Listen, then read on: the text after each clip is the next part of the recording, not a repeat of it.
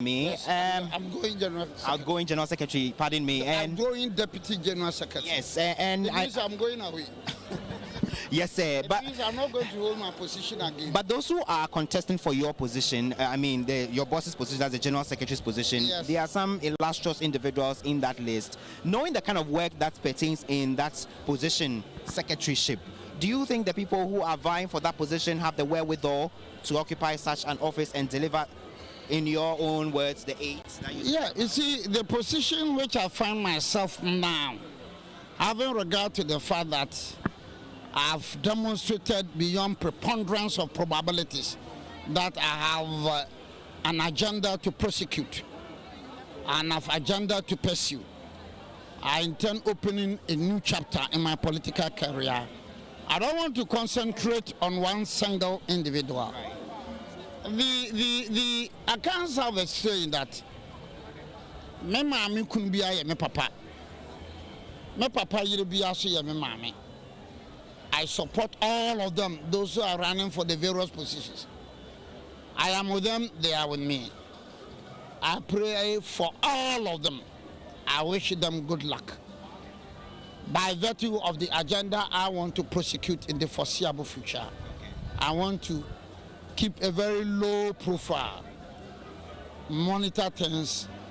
But the most important thing for me is that we need caliber of characters who help us to break the eight.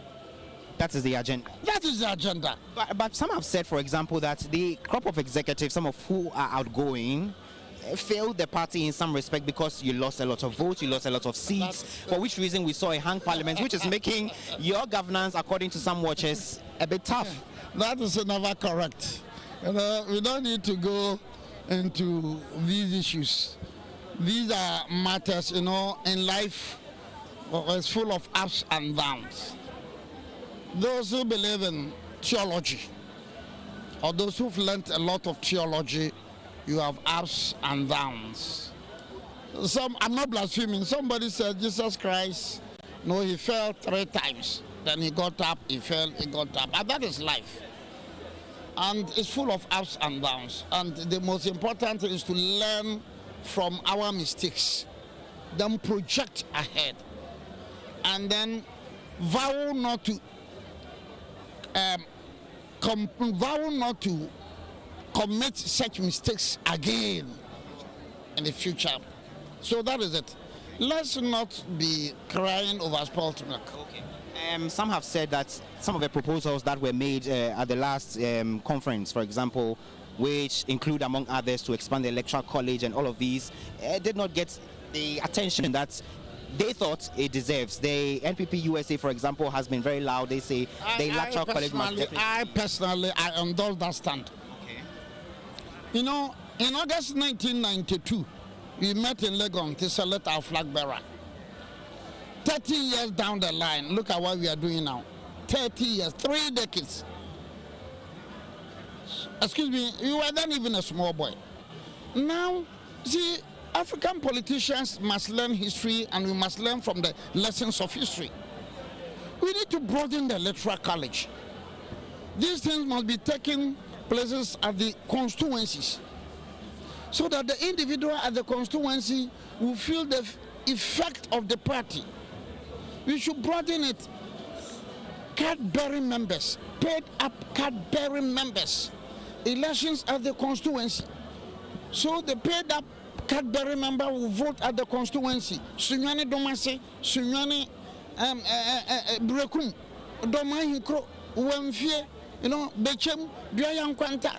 Then the man will go and say, Mekahumbi, Nayi Chairman. That is the dramatization of politics.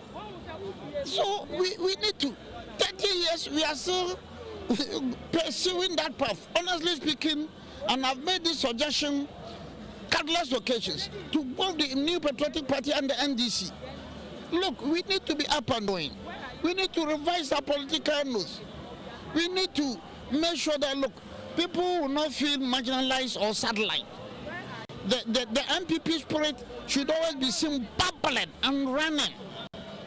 And we can do that when we go to the grassroots. No, look, it is very, very important. It is the grassroots that determines the fate of every political party. So at all times material, you must be with the grassroots so that you can get their attention, their support, their loyalty. So I fully endorse the position of the U.S. No, it is not the position of the U.S. I think that as far as Africa is concerned, we must do that. Nigeria, PDP, they congregated as a place. APC, Nigeria, with millions of population. So Africa, look, we need to up our game. We need to wake up, you know. Before I let you go, Mr. Obiri Boahene, the former President John Kufuor has been speaking to us in the last few days, raising some questions, you know, about factionalism in your party. He's spoken about monetization of politics and all of these. How have you dealt with the factionalism in the party so we are up to this point? When Kufuor speaks, who am I? Let me borrow somebody's words. When Kufuor speaks, who am I? Who am I? You know, so let me borrow it from a leading member of the NPP. President Kufuor is an embodiment of the New Patriotic Party. If you want to talk of the 1947s, yes, Kufuor may be a small boy by then. In the UP tradition, Kufuor. In the Bujas regime, Kufuor. Popular Front Party, UNC, Kufuor. New Patriotic Party, Kufuor. So once Kufuor has spoken, let me borrow the words of that politician. Who am I? Thank you very much. Now, Obiri Boahene.